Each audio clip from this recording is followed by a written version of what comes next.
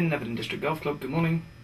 I took over as Secretary Manager in 2006. The club was founded in 1907, so it celebrated its centenary in 2007. We have approximately 800 members. The IT infrastructure that's in place now is one whereby we have two servers working more or less in a dual redundant role and capacity. One actually acts as the domain server for the email services, and the other one acts as an application server along as a database. And at the time there were basically a combination of 3, maybe 4 desktops, with only one really having any data and any applications on it. Each of them were standalone and independent.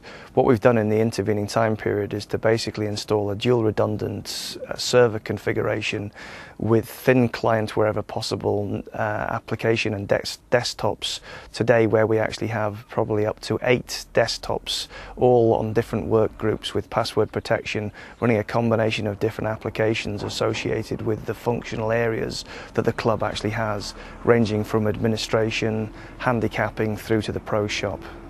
Currently we actually utilise a third-party application called Protex to actually manage online payments, and therefore the actual exposure to the club is limited in that respect. And in many respects that's the reason why we actually utilise that service, so it actually protects us from the need to have additional enhanced security.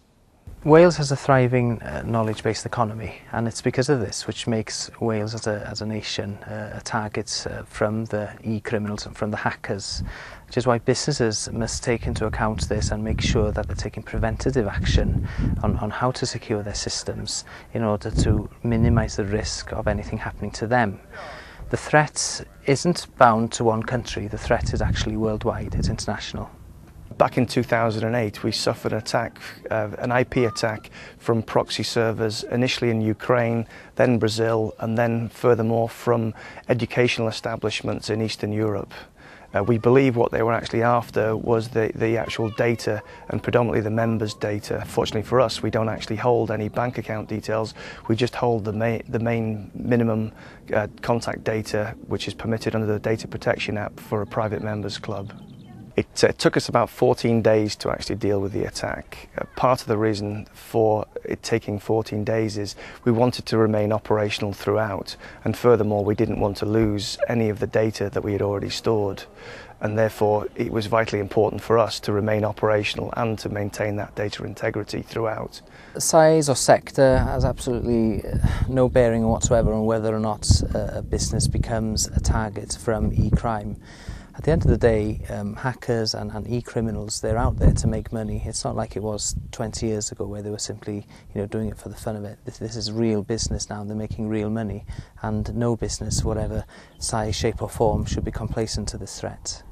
On discovering the actual potential security breach, the situation was brought to the attention of the committee and explained in layman's terms in terms of where the responsibilities and liabilities lay. Having understood and grasped that, we were then given authorisation to undertake the required corrective action, and any associated overspend was absorbed into the budget that was set. At the time we weren't aware of any reporting procedures or e-crime. However, subsequent through liaison with the local officer, we are aware that yes, the crime should have been reported, and obviously if the actual hack had been successful, then by default most definitely it should have been reported.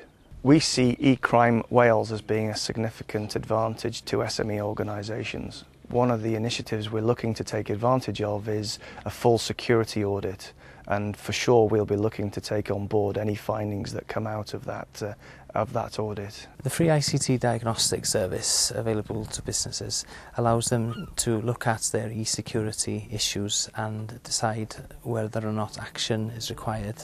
It also provides an outline and a plan on areas that needs to be improved within the business. Through working with our partners, including the police, Welsh businesses should feel confident and secure when trading online. We're confident we have a robust system in place now, but one of the first things we'd do if we were subject to attack would be report it to e-crime Wales.